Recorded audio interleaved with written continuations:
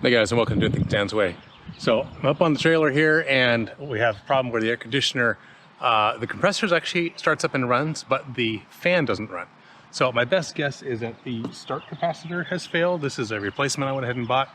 The caps in these things will go out every 8 to 10 years or so, and this trailer is more than 10 years old, so basically expecting the cap to be defective.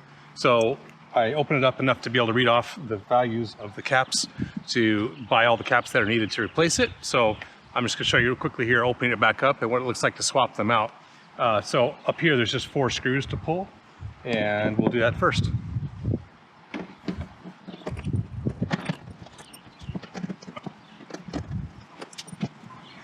The first time you open this up, you could actually need to come in here and use a flat bladed screwdriver and just very carefully pry up and push down and get these joints opened up. I only had to do the first 2 on each side, and at that point it opened enough to be able to lift it off. This plastic is getting old, and so I don't want to work on these any more than I have to, so I just stopped at doing the side ones, and then the whole thing lifts up and off. So here's the compressor itself, and here's the fan that has the fan on the outside for the condenser side, and the evaporator side is inside, so this shaft goes all the way through. I don't feel any issues with the bearing. It's actually quite clean, so I'm happy about that. And so basically this would be if you open all this up, you'll get inside. But here I'm just opening up this panel, and inside this panel is all of the capacitors, the run capacitors and start capacitors. So there's a single strap in here that you have to remove to be able to lift the capacitors out. So I'll take a look at that. Okay, so obviously I have the power turned off, so I'm not going to get zapped, but these capacitors can't have charge left on them. And so what you want to do is you want to short across them with an insulated screwdriver, just to make sure there's no energy left in the caps. Now these are loose because I removed that strap already, so, but see, I'm just shorting across them so that there's not any voltage left on the caps for me to get zapped by. So in this air conditioner, there's 2 capacitors for the compressor itself. So one is a starting capacitor and one is a run capacitor. The start capacitor in this case has a variable resistor. So as this resistor warms up in the first couple seconds, it will become high impedance. In other words, it'll basically act like an open circuit and take this capacitor out of the loop. So that's why this is a starting capacitor. And then once it's up and running, this run capacitor is what keeps things going. So you can get 2 separate capacitors. In this case, this is a 45 microfarad cap, and this one here is 88 to 108 microfarads. So that's the range of capacitance that's on this. And then this other cap back here, I didn't feel like I shorted this out very well. Okay. This capacitor is going, if you follow the leads, it goes to the fan itself. So this is the start capacitor for the fan, which is much less power, obviously, which is why the caps are smaller. This one here is a 7.5 microfarad. So when you go online, you're going to be looking for a 7.5 microfarad, and in this case, a 45 and a 100. Now, you can get combined capacitors. That's a possibility. In this case, for me, I got 3 separate ones to just kind of match these 3. But one of the ones I ordered, I could not find a 45 by itself on Amazon.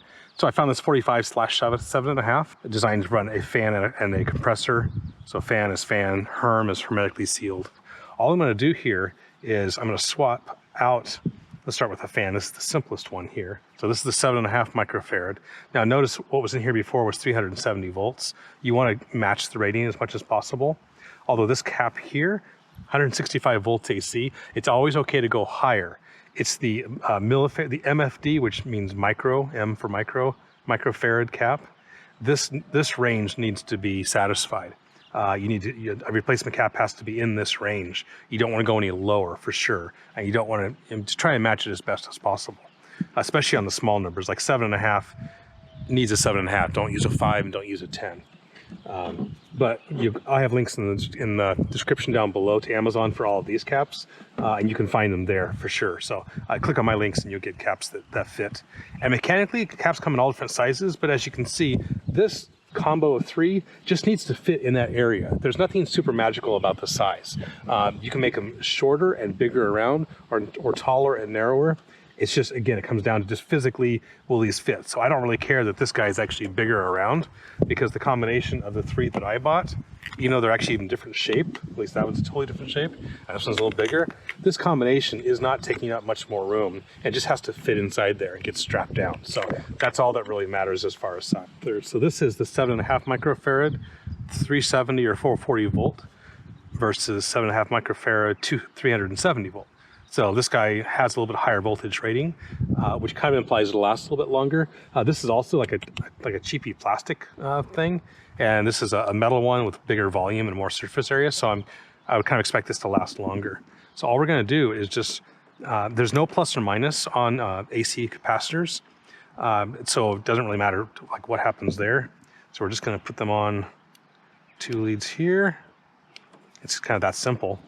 And then this is the high value one, yeah. So this cap actually looks almost identical, although it's a little bit taller. And the one I bought is rated for 220 to 250 volts, so it's rated higher. And I could not find this little resistor part as an individual item. There will be a link down below to one where you can get where it's combined. It has both in there. But I didn't see the value of replacing this, because the compressor is working perfectly fine, and it was quite a bit more to buy this extra little element. So anyway, I'm just going to pop these off and stick them on 2 opposite sides, 2 separate terminals, just like this one was. And then let's see, here's our last one, the big guy. Now I'm going from a 2 to a 3. So the 3, this one has a fan, and see there's a single terminal on it. That may not be universal, but we're not going to use the fan at all. This has 2 capacitors inside, so they share a common lead. The C is common. So it's like, here's one capacitor and here's the other capacitor. So it's perfectly acceptable to ignore the one we're not using for this application. So again, all we're going to do is start with just 1 terminal at a time, and there's 3 on this one. So I'm going to pull off all 3 of these and stick them onto Herm. 1, 2, 3. Oops, sorry, I just bumped you. Okay, now on this side there's 2 reds, and so we're going to stick those on C for common. You want to follow the labeling if you have labeling already on yours. Anyway, that's all there is to it. We've got all 3 wired up, and now we're just going to stick it back in here and put the strap back on, and turn the power back on and test it out. In my application, the fan itself wasn't spinning at all, and so now that all 3 of those are in there, the hardest part's going to be getting the screw back in that holds the strap back on. Let's go down and turn on the fan and see if we have a working motor now.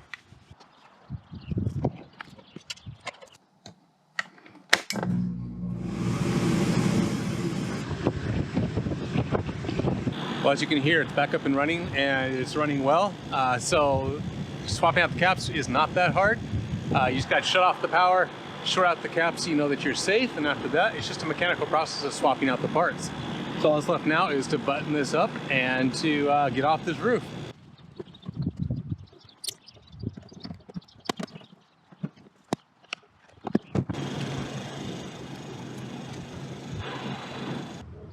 Well guys, that's it. That's a wrap. Swapping those caps out should only take a few minutes. If the caps are 8 to 10 years old, wired up here, just go ahead and replace all of them. It was about $35 for all 3 caps. It's just not worth it just to do all this work and get this open just to deal with one of them. I found if you go on Amazon, if you click on one particular brand, you'll find all their caps, and that's kind of a useful way to get to it. So hit them up there in the links below. Give this video a thumbs up if you found this helpful. I have a list of trailer videos up here you can hit on that have all kinds of trailer repair things that I've done. Smash my face on here to subscribe, and until next time guys, be blessed.